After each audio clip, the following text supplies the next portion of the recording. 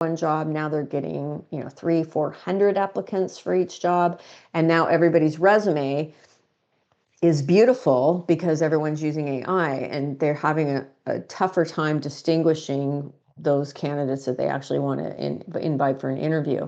And many of the recruiters are saying that they're going back to kind of some of those old school methods of using more referrals from their internal staff to hire. So we may see this kind of resurgence in networking to find opportunities. Well, it's just kind of, it's kind of a wait and see. So we'll see how it kind of all plays out here. But LinkedIn is the app to build your professional brand, and your professional brand could be a statement about yourself. It could be your profile. It could be, it could include your photo that summarizes your unique strengths and how you differ from the competition. It assists in defining who you are, what makes you great or, competitive, I guess, and why you should be hired. Your brand communicates your reputation and value to an employer, and people will look at LinkedIn to know what you're about. So when employers look at your resume, they want to see what you're all about, and LinkedIn is a place they can go. This is where they can read who and what you're about, validate it, see who you're connected to, and what projects, companies, or articles that interest you. And many employers want to hire you not only for your talent and skills, but also for, kind of what you stand for. So I think I have on LinkedIn, I think I have like over 500 connections and I don't know, 700 followers or something. But believe me, I do not know all those people. I probably don't know 200 of those people, but for whatever reason, I've become connected with them. Many of the people that I'm connected to are former students, and I will make sure that I share with you my LinkedIn, and if any of you would like to connect with me, I'm happy to do that.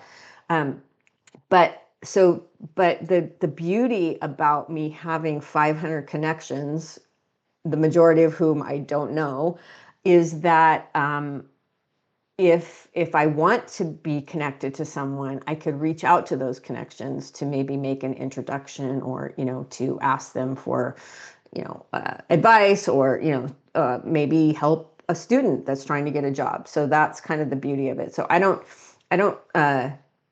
guess I just want to emphasize, just because there's a lot of people I'm, quote, connected to, does not mean that 500 of these people I have actually ever met. Probably the majority of them I have not met. So the main features on LinkedIn. So once you understand these features, you can utilize them to enhance your job search and your professional development. So the first thing you want to do, of course, is create your profile. So I'm assuming most of you have a LinkedIn account. How active you are on that account, maybe, more or less, depending on, if you've been in a job or industry for several years, maybe you're less active. If you're, more, if you've moved around a lot, maybe you're a little bit more active. Depends what industry that you've been in, or, what your background is. That can dictate to how active you have been on LinkedIn. But the first thing you want to do is create your profile. So you want to highlight your whole professional history. So signing up and creating a profile is the best way to begin using LinkedIn.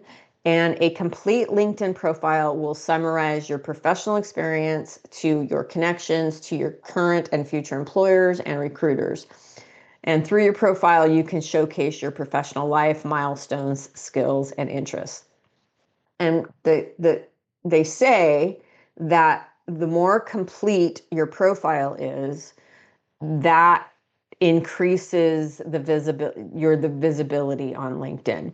So when you start adding things to your profile, so like you add a picture, and then you add this experience section, and you add a headline and a summary, all of those things equate to a percentage of your profile being complete. And then the things that make it 100% complete are those other things. So, your picture, your headline, your summary statement, your experience, your recommendations, your endorsements, and your I guess activity. So all of those things put together makes a profile 100%. And once you kind of get to that 100%, at least this is what they say, is that 100% completed profile will get more visibility on LinkedIn.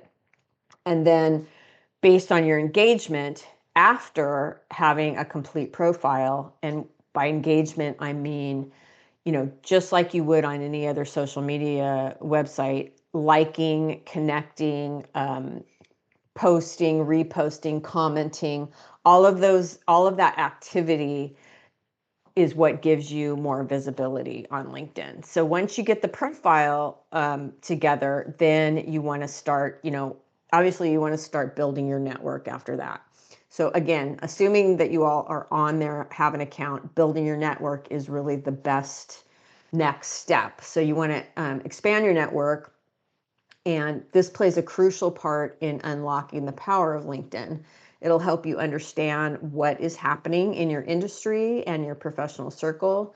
And you can begin by adding your family, your friends, your past and current classmates, your coworkers, past supervisors, if you still have, good relationships with those folks. You can also follow people. You can follow companies. You can follow topics by navigating directly to those company pages. And that displays recommended sources for you to follow. You can also use the LinkedIn events feature to create and join professional events such as online workshops, seminars, sales and marketing events, networking events, and more. And once I think joining groups is one of the most effective strategies if you are in the middle of your job search. So there are groups on LinkedIn, just as there are professional associations kind of in your community that exist around an occupation, and they exist to promote that occupation. So there's, like the California Builders Association and the, Los Angeles chapter of accountants, and the, national, they're women in cybersecurity. That's a big group and a big professional association.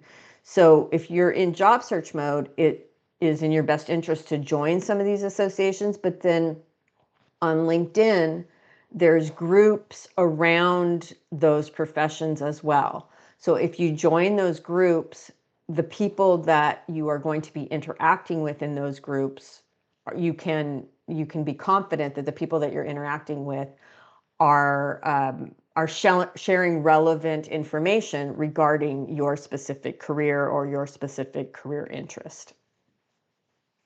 Obviously, a lot of people use LinkedIn to find a job. I think that's becoming, more and more the case. If you're looking for a new professional, opportunity, you can start your job search on LinkedIn, and you can use LinkedIn to research companies, reach out to the hiring community. You can also apply directly for roles. You can save your job searches and notify your connections and recruiters that you're open to job opportunities. So there is a feature on LinkedIn where some of you have probably seen it, or maybe you have this on your own profile, where there's like a little banner underneath your picture and it says open for work or open to recruiting or something like that. I would advise you to not put that on your profile. It may be counterintuitive to leave it off, because if you're looking for a job, you kind of want everybody to know, right? But I think what it might signal, especially if it's left up too long, is that you're, I don't know, maybe desperate. So I would suggest, because the other option is you can make it open to recruiters only. So that way you're not advertising to the whole LinkedIn community that you're looking for a job, but only to recruiters. And I would start with that step. You can always add that banner later that you're open to work. But I would start with just being open to recruiters and see what kind of, activity that or engagement that you get with that option. And then periodically put that open to work banner on your underneath your photo. I would suggest that you take it on and off, because I think that I don't know for sure, but I think that banner might affect like the visibility. But if you take it on and off, then you're kind of a unique situation. So you might be bounced up and down in terms of the visibility on LinkedIn. So LinkedIn also it allows you to participate in relevant conversations, share your interests and knowledge, and interact with professionals and join groups. You can easily participate in conversations on LinkedIn, and participating in conversations can allow you to share your perspective on relevant issues and topics with others. You can like and comment on posts and articles on LinkedIn. You can create or join LinkedIn groups, what we just talked about, to connect and grow with members who share your interests, experience, or aspirations. And you can also use a set of lightweight expressions called LinkedIn reactions to easily communicate with your network. And those reactions are just similar to, they're just emojis like exist on any other platform where you like something but the more activity, the more engagement that you have with your network, again, the higher the visibility. So like, comment, and repost. That's kind of the the thing that's going to get you more visibility. So, if you see something, just liking something takes zero effort, right? You just push the like button. Making a comment is going to make it even a bigger, statement. Reposting with your comments is always going to be a little bit more, that's going to show a little bit more engagement than just reposting without comments. So how to get started. So real easy. You just want to go to linkedin.com and, set up an account. Just say that you want to start a new account. And I'm assuming, again, that most of you have already done that step. So how to build your profile. Before you start, I want you to know that there's a big difference between your LinkedIn profile and your resume. So your LinkedIn profile is your professional brand. It speaks to all potential employers, and it goes into detail with your skills and interests. LinkedIn allows for professionals and employers to interact and learn and contact you. And you can also get recommendations directly on your profile, so anyone looking at your page can see your story. That recommendations piece is, I think, really important. So if you can get a few people to recommend you, and recommendations are slightly different from endorsements. Endorsements are basically people that you know and have worked with saying that you have a particular skill. But a recommendation is a narrative, recommendation for you. It goes into a little bit more detail about who you are as a person. If you can get 3 or 4 of these on your profile, it's always going to kind of add to your credibility, because other people are speaking about you on your behalf. If you do ask someone for a recommendation, always offer to give them one as well. But that can really boost your credibility with employers and hiring managers if you have a couple of those recommendations on your profile. So how do you build a profile that helps you get found by recruiters? So the first thing to realize about hiring managers using LinkedIn is that they're not omniscient. So just because you have a profile doesn't mean that they're going to see it. And if they don't see it, your profile isn't going to do you any good, no matter how great it is. So the first step is to get found, which means you have to think like a hiring manager. As tempting as it might be, don't overthink this. So hiring managers are busy. They don't have time to try a million LinkedIn tricks. Instead, they're looking to find someone for the X role, and they're likely to enter the name of that role into the LinkedIn search box. So for example, a hiring manager might be searching for a marketer. So they're going to put in the word marketer. Whereas a hiring manager looking for the perfect product manager is going to put in the search product manager. So don't, I mean, some people like to kind of be really creative with their job titles, but I would, for the purpose of a job search, keep your job title very generic and specific to what it actually is that you want to be found for. So how do you make sure you get found in that search? Make sure the exact phrase is everywhere that LinkedIn search algorithm looks. In particular, you want to have it in your headline and your summary, since those sections are character limited and less easily gamed, but also in your experience and skills section. In addition, make sure you have as many connections as possible on the site. All else being equal, LinkedIn's algorithm prefers to show results who are more closely connected to the searcher.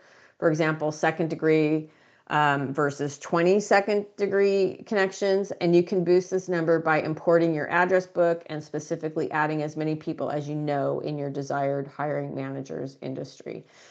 So, some people don't want to open their address book to LinkedIn. Perfectly fine. Just know that that's an option that you have at your disposal or not. So next piece is your photo. So you do want a professional photo. So there's no need to go out and hire a professional photographer. Most of us have really good cameras on our phones. So I would suggest that you take a couple selfies on your phone. The photo on the screen here is a great example of a professional photo. First off, she's by herself, so she's not posing with her sister, her dog, her husband, her boyfriend, whoever. It's just her. She's got a nice, friendly smile on her face. Her face is taking up the majority of the space, so you can easily see her face. It's not that she's so far away that you're like squinting going, does she have dark hair or light hair? So this is a really good example of a photo. You can also take, a few photos. I don't know if any of you were in the workshop a couple weeks ago about AI photos, but you take a few selfies, upload it to an AI headshot platform. Usually you can do like a free trial for a couple weeks. Just make sure that, before your paid subscription kicks in, that you've canceled the subscription. But you'll upload a few selfies and you get a really nice AI photo, which can look very much like a professional photo. But our cameras take such good pictures now. I would start just with a regular AI photo. So you want to, the photo always helps. So you have,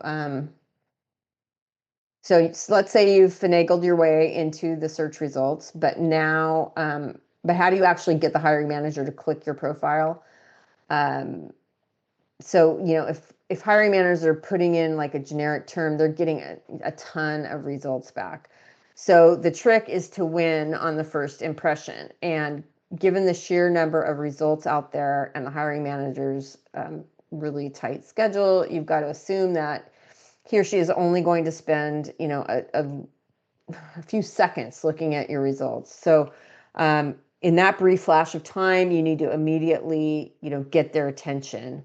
So you can do this in two ways. You can have a charismatic profile picture, and people like to surround themselves with happy people. So make sure, that you have a pleasant look on your face. No model poses, no fake smiles, only genuine charm. And you kind of want to say, think, as if you kind of saw your best friend walk into the room. And while you can optimize clothing, scenery, etc., nothing wins as instantaneously as someone who conveys, you'd like me, period. So this is a really good, example here. And, if you read the fact on the screen, members who have profile photos receive up to 21 more time views and 9 more connection requests. So it's worth it to put that photo. So the next steps of completing your profile is you want to have a headline. So the headline is, just that kind of really short. I don't know, I can't remember how many characters it is, but it's like a really short, it's not too many characters that you can put in your headline. But the vast majority of us, just don't have the kind of like,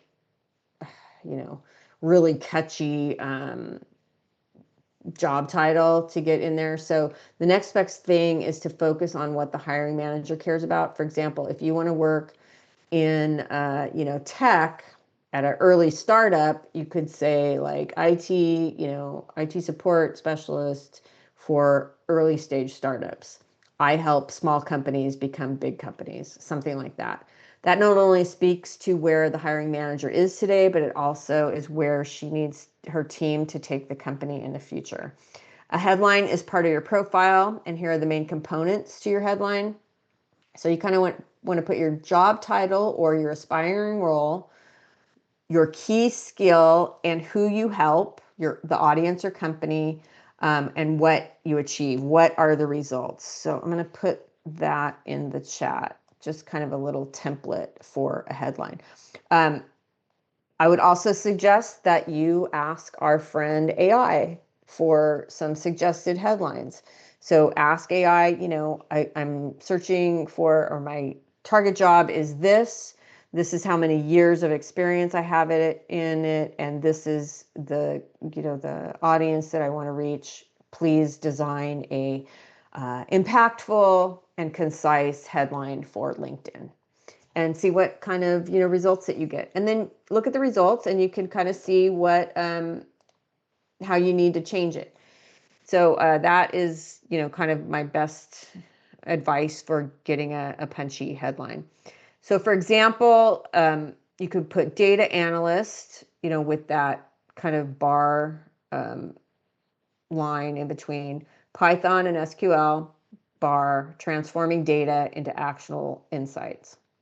That's like an example of a pretty short, punchy one. Your LinkedIn profile is a combination of your headline, your summary, and all of those things that I mentioned before that add up to 100% completion. So about the summary section, the summary section is a short paragraph, 3 to 5 sentences. You want to highlight who you are professionally, what you're good at, your key skills or the tools that you use, your career goals or values, and optional, a brief sentence about what makes you unique or passionate. For example, I'm a certified Salesforce administrator with a background in customer service and a passion for data-driven problem solving. Skilled in CRM systems, workflow automation, and user training, I help teams operate more efficiently and improve client satisfaction. I'm currently seeking opportunities to grow within a mission-driven organization. So again, let AI help you craft something that is specific and relevant to you. In your experience section, this is the one area where you can kind of cut and paste from your resume, but you want to list your past roles, even if not all of them were in your current field.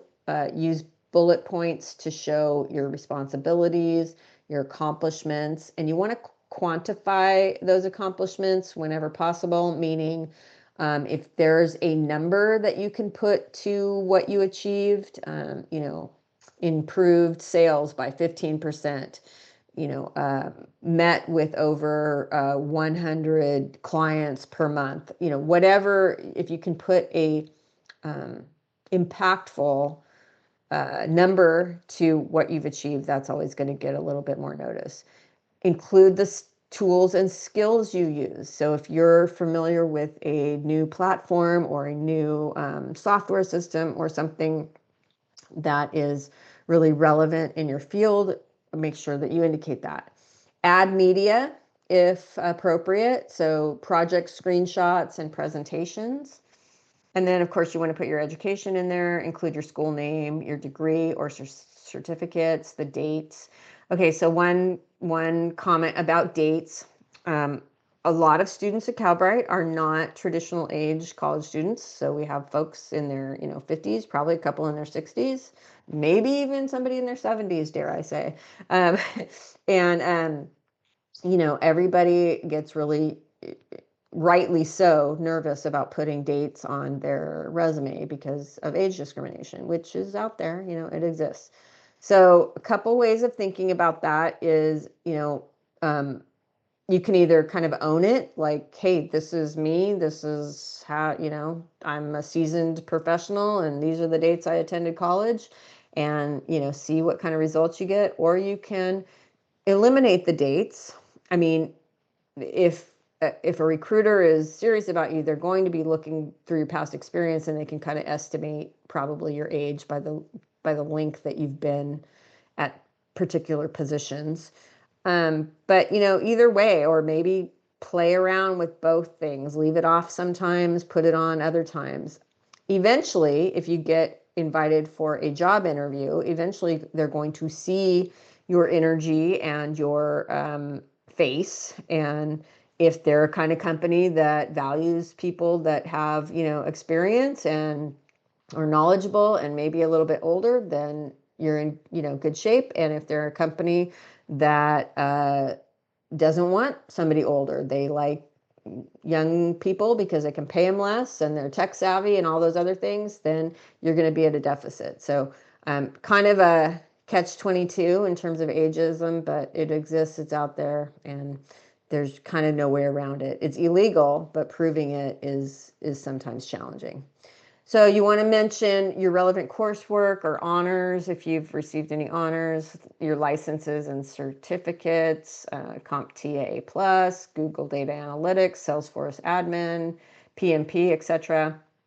Your skills, add hard and soft skills. LinkedIn allows up to 50. Prioritize those relevant to your desired role. And then get endorsements from your colleagues. There's an optional section to include projects. So you can include real or portfolio projects, including a brief description, the tools you used, and the outcome. And this is especially useful for career changers or students. Recommendations I talked about briefly. Ask colleagues, managers, instructors to write short recommendation. Focus on teamwork, skills, and results. And then that open to work piece, we already talked about that. So remember, you can add your volunteer experience, and that may or may not be related to the industry you're looking to work in. But for example, if you're looking to transfer into IT, but you helped build houses for Habitat for Humanity, put it on there. This shows the recruiter that you like giving back, you care about the cause, you have additional skills that may be helpful to the role: customer service, time management, good attitude, etc. So all of those things are important, and the more complete your profile, the better shape you're going to be in. Okay, how to use LinkedIn for networking. So this next slide, so you can see the visual here. You got you in the middle, right? And then you've got your first degree connections. So these are typically people that are your friends, your family, maybe your current coworkers. And then those second degree connections are the folks that those people are connected to. And then your third degree connections are the people that your second degree connections are connected to. So let's say you're looking for a job and you notice that you don't have anybody, none of your first degree connections work in that field or work at the company that you want to work in, but your friend that's up at the top there, directly above you, the guy to the right does work at that place, and she is connected to him. So the strategy would be that you would contact her and say, hey, I see that you're connected to Joe over here to the right. I'm looking to, kind of connect with somebody in that industry. Would you mind making an introduction for me? And hopefully that person will do that for you. So that's kind of the way that it is supposed to work. Not everybody will accept that invitation, but many people will. So the first degree connections are people that you're directly connected to, and one of you has accepted the other's connection request, and you can message them directly, see their full profile, endorse or recommend them. Your second degree connections, these are people who are connected to your first degree connections, but not directly connected to you. You can see their name, their headline, and limited profile details. You can send them a connection request, sometimes message them if they're in the same group or have open messaging enabled. So a lot of your ability to connect with these people depend on how they've set up their privacy settings. In your third degree connections, these are people who are connected to your second degree connections, and you can see their basic profile, sometimes just their name and headline, and they may or may not be able to send a connection request depending on their privacy settings. So think of LinkedIn connections like ripples. Your first degree is your inner circle. Second degree, your friends of your friends, and third degree, people 2 steps removed from you. So, you know, you want to try to get as many connections as you can. At least I think that way. I think it's worth it to try to get connected to as many people as possible. Is every person, you're not going to talk to every person that you're connected to, but if you're in a industry or you're trying to get into an industry that values, relationships, it can be, it can be impressive to a recruiter of how many people you're connected to, because they see, okay, this person has potential in getting us more business. As a candidate, you might not even be thinking that way. You might be thinking, these are people that, can help me understand the job market, or, whatever. Okay, so let's go to the next slide, how to connect. So you've gotten on the hiring manager's radar, you've won their attention, and now they're looking at your profile. So what actually matters and what doesn't? Again, go back to the rule of thumb about speed. No hiring manager is going to spend hours poring over your profile. Instead, they're going to scan the whole thing in seconds, which means that you need to win them over for good at the headline level, not the bullet level. And here's what that looks like. So summary, you can have a long summary full of all the relevant keywords as per the first step, but it should start with a single sentence that encapsulates your candidacy. For example, I'm a startup product manager with a track record of helping firms earn their first revenue and achieve successful exits. That way, even if the hiring manager doesn't read anything else, they get that you belong on their list.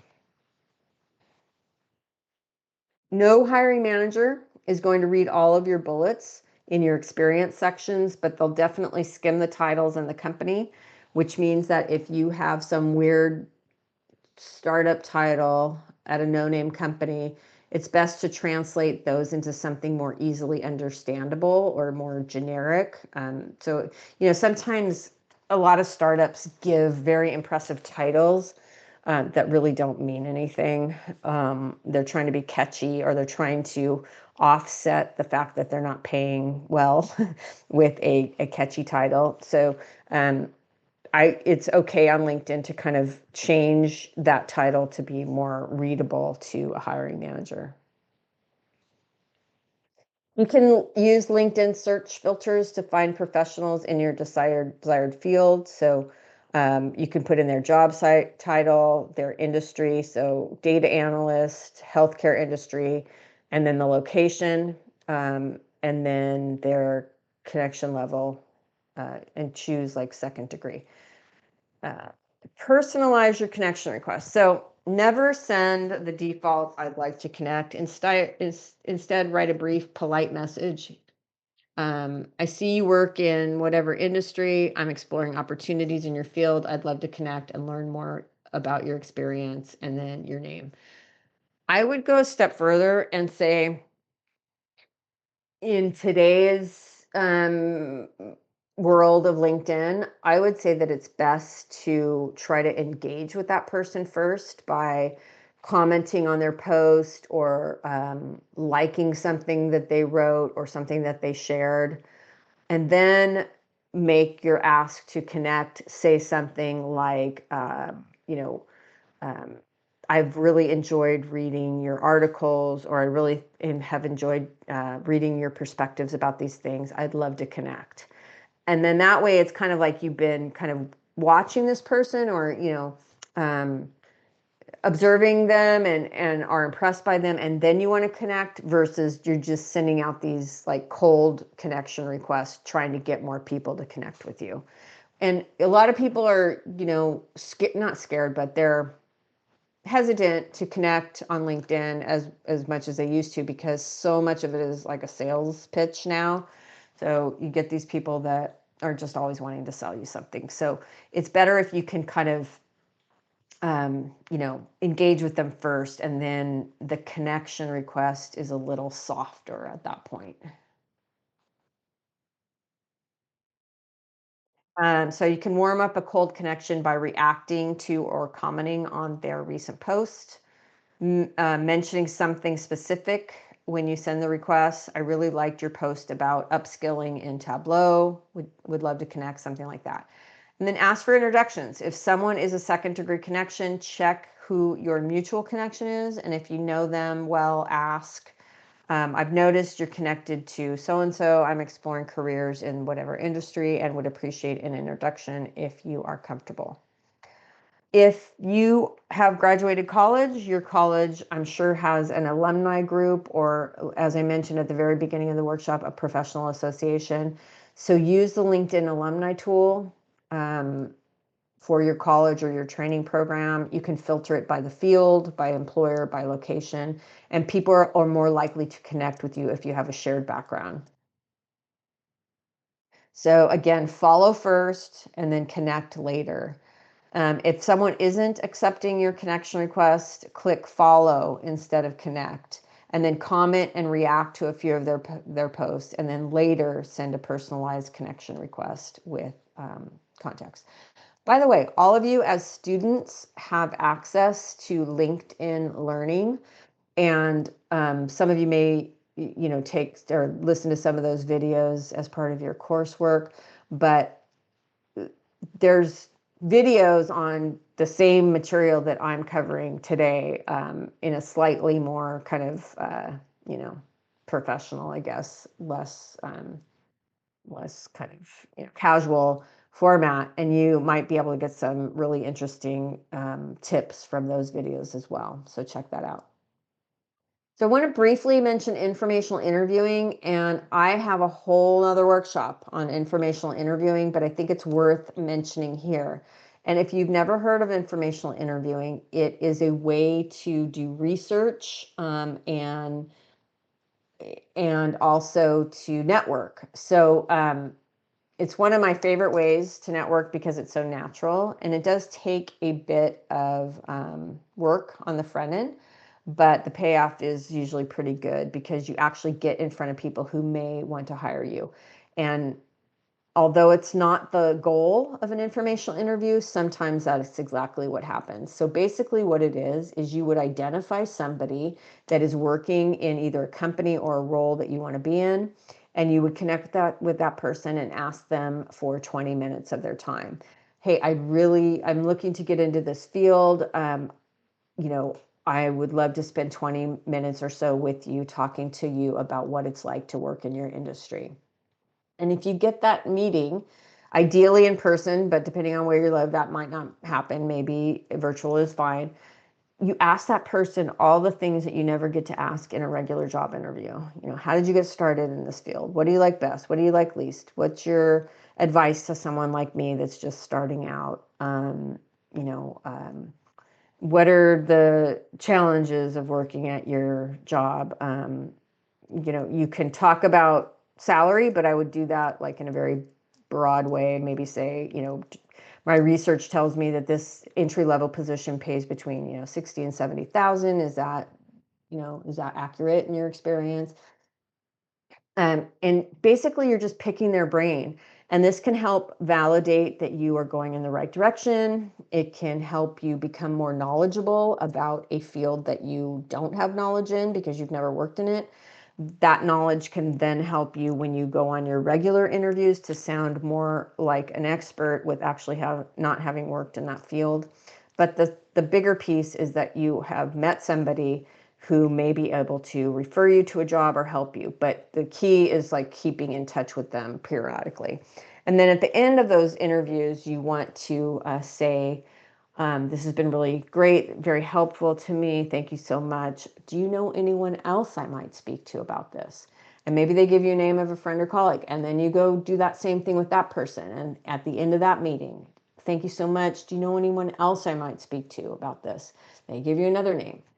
And very quickly, you're building this network of people who may be in a position to refer you to positions. And then, during your follow-up, maybe a couple weeks later, you send your resume to this person.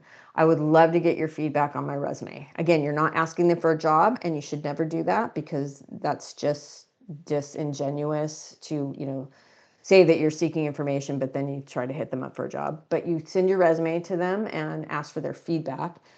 But in doing that, you get your resume in front of somebody that may be in a position to refer you to a job or may be able to hire you at some point. And then you just stay connected from time to time. I can't go into all of the tricks and the trades of informational interview tonight, but please check out the informational interview workshop to get more information on that. So additional ways to stay engaged with your network, like and share things, join groups, give testimonials and recommendations. I told you already, I mentioned this several times.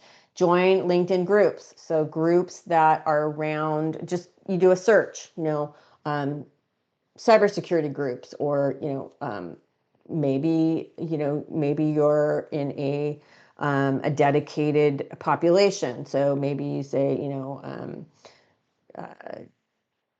DEI and cybersecurity or something like that. I'm not sure exactly what you would write, but maybe you can even narrow down your group a little bit more specific to who you are. Interact on the post content relevant to your industry. Say something, if you have something meaningful to say, put it out there. And then you start becoming kind of like, a mini expert in your field. And then people will comment on your things too. For the people that are real daring, you can also post a video. They say that video recordings get a ton more views. I personally don't like videos. I would rather read the content than look at it. But I guess people respond to videos. So if you're brave, do a short little video on something relevant to your field, and that's how you can kind of build your reputation, build your following.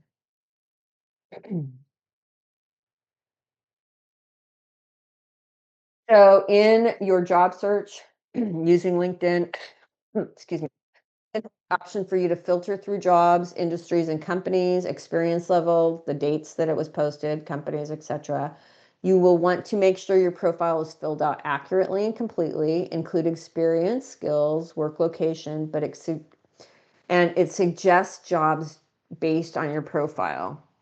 And these topics are really handled in some of our other workshops, informational interviewing and job search strategies. So I am going to take a pause here. I've been talking for about 50 minutes. I'm going to put in our surveys. And if you've been on the other calls, you know that we always like to launch surveys to get your feedback. So here's one more survey, if you would be so kind to complete those. And while everyone is completing the survey, if there's any questions, feel free to come off mute and I'm happy to answer those. But I would really appreciate it if you guys could answer the survey questions. That really helps us out. Any questions on any of this? Don't be shy. Yes, yes, Carl.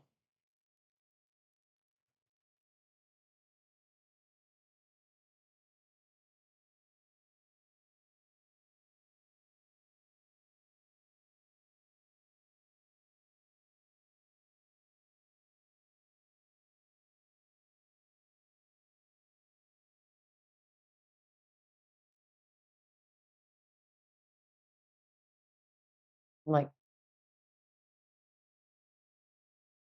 yeah, yeah, it's a great question. So The answer to the first question is yes. I think you should be using AI in all areas of your job search. Your LinkedIn, obviously creating a LinkedIn profile, getting your resume customized to whatever job you're applying to. And that all being said, you still need to review the results that come out of AI with your own eyes, because you don't want to misrepresent yourself. Plus, you want to make sure that AI is saying things correctly because it does make mistakes. But it is a great tool. It's a very big time saver. If you're not using it, you're putting yourself at a disadvantage because your competition is definitely using it. So until the rules change around that, I say use it. You have to use it. You can also, you know, I would ask, like, if you suspect something is a fake, well, okay, there's a couple different lenses. If the job sounds too good to be true, it is too good to be true. Like if they're saying pay you $100 an hour, work from home, 20 hours a week, make 100 grand, talking to people about, their dogs, it's probably a fake job. So, but there are a lot of legitimate well, I should say legitimate postings from legitimate companies that are also they're kind of what's the word? They're they're real jobs, but they're not actually hiring. So they put these jobs out there to see what kind of interest they get from people, but they're actually not hiring at the moment. There's really no way around this, unfortunately. So I don't know. I guess just try to be as discerning as possible. If you see the same job posted over and over and over again, it's probably it's probably fake. It's probably not. They're not really looking. But I do believe that if you put the job description in AI and ask the question, based on this job description, how likely is this to be an accurate job or a viable job? You might be surprised with the results that you get. So you can also optimize your resume for an ATS, like, applicant tracking system. So you put your resume in and ask AI, for this particular job description, optimize my resume for an applicant track, so that it passes the applicant tracking system. And it's going to make some revisions to your resume. Again, you still need to go through it with your own eyes to make sure that you're, representing yourself accurately. It's a big problem on both ends because not only do, employers put stuff out there, but then, there's fake candidates too. So it's on both ends. I'm not sure. Did that answer that for you, Carl? Or were you looking for something? Okay. All right, good. Yeah. And it's all kind of changing. So like, I'm still kind of learning all of this myself, but it is a problem. But just, you know, if you suspect something is a scam, it probably is. But it's so easy to check, like, I mean, I've done that with just not even job related things, like just, I was looking for a dog and there's this, I got involved in this thing where the guy wanted to sell me a dog and they were going to ship it to me, and somebody's aunt died and left the dog, it just sounded like weird. And I Googled it, and sure enough, it was like scam because they want you to pay up front. It's just, there's so much stuff out there, but just try to do your due diligence and look through things that seem off. That's a good question.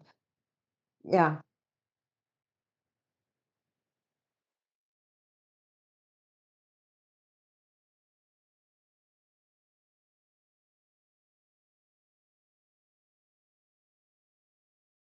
Well, some of them have different like focus pieces. But the one I use the most is just ChatGPT because I find it very user friendly. But you might ask ChatGPT or Gemini, one of the more general ones, if I'm, working on my resume, what's the best AI tool? And it'll probably tell you. So, there's so many new ones out there that I don't even feel confident in telling you which, what would be the best, because it probably changes the minute I say it. And we're in this kind of flux period right now where AI is the big thing, right? And so, but people haven't caught up to how to use it. So we're kind of in this J curve where, it exists, but there's going to be like a drop as people try to catch up and the skills start to align with what we're using it for. And then you're going to just see this huge spike, but we're not there yet. There was a comment. Yeah, the app for AI headshots was Rimini. Thank you. Uh, and just make sure to instantly cancel your subscription. Yeah, thanks for that one. Other questions? Almost at time. Just a few minutes. Any other questions from anyone? Okay, I'm going to share a couple of real life stories with you. I can move this thing out of the way. I guess I'll have to end it. Oops.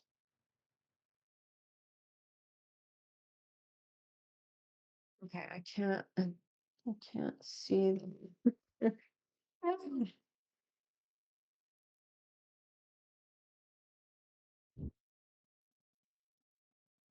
Can't see the notes because the thing is in the way. So, let's see. All right.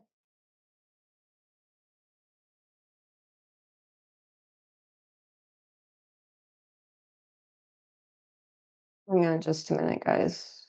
And go back there. Okay. So the real life stories, I stopped sharing the thing, but uh, Jake is a senior studying IT support.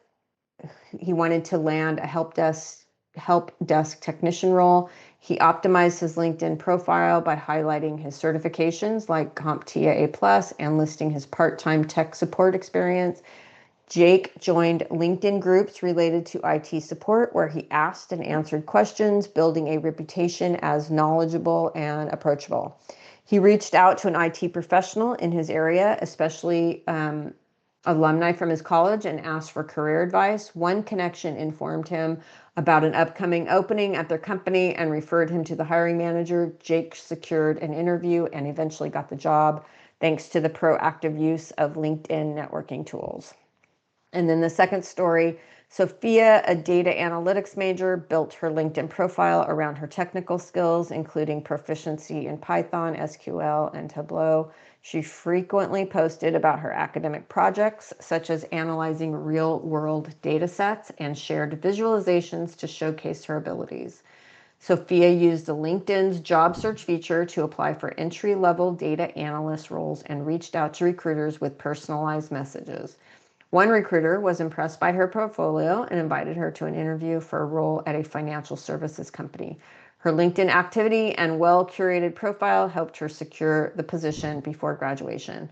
So these stories hopefully emphasize how LinkedIn can be a powerful tool for IT support and data analytics students, and of course, all the other areas that we're studying here at Calbright, to showcase your expertise and connect with industry professionals and land jobs.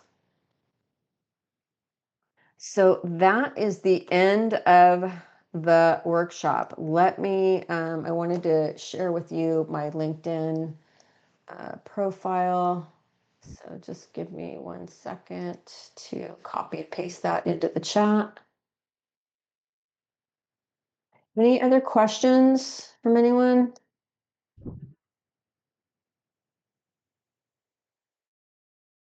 Happy to answer.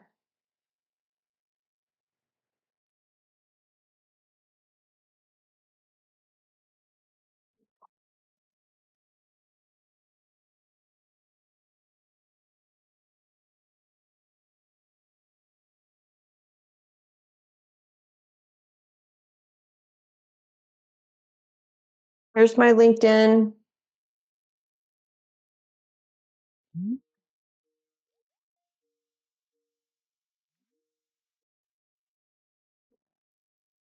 Coming.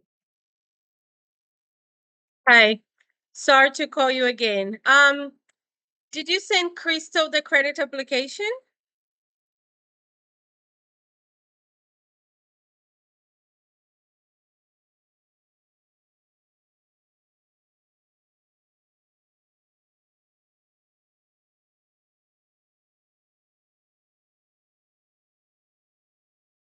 They do have an account?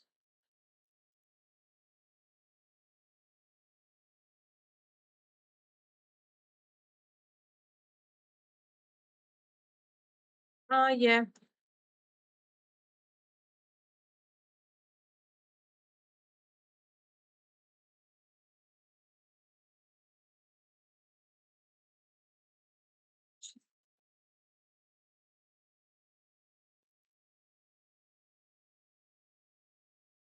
I think that's a new school.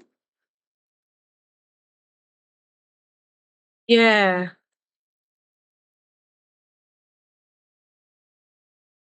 Because that one is in Aurora.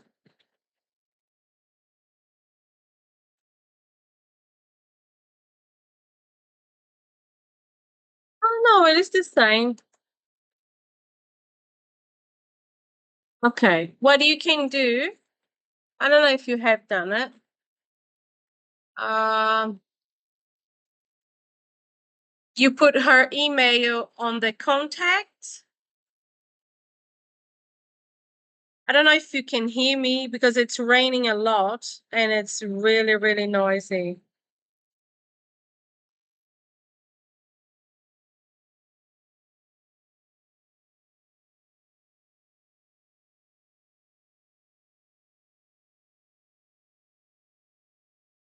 Yeah, I don't know. Apparently, somewhere headed today. I don't know. Mm, I haven't had time to look. Add her to the contact. Oh, Kristen. Fields Beach. 605 Hibiscus. Yeah, that's the same. So you add her to the contacts, send her an email invitation from the portal, and she can place the order from there. I'm not gonna be able to go. It's really bad. Did you hear? No, thunder.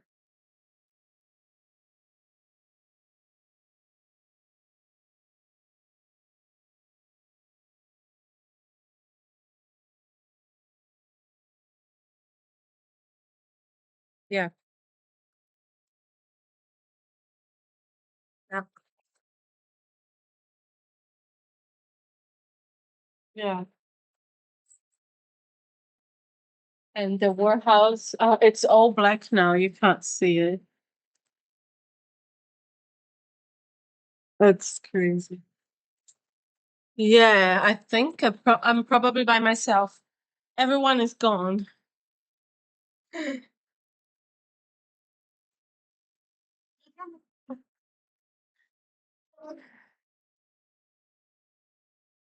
I do. I do. My car is outside.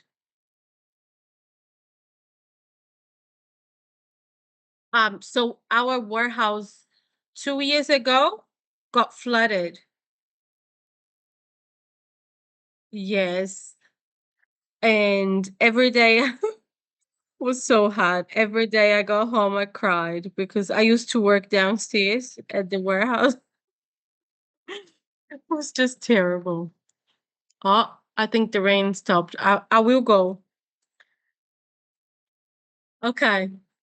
I'll talk to you tomorrow.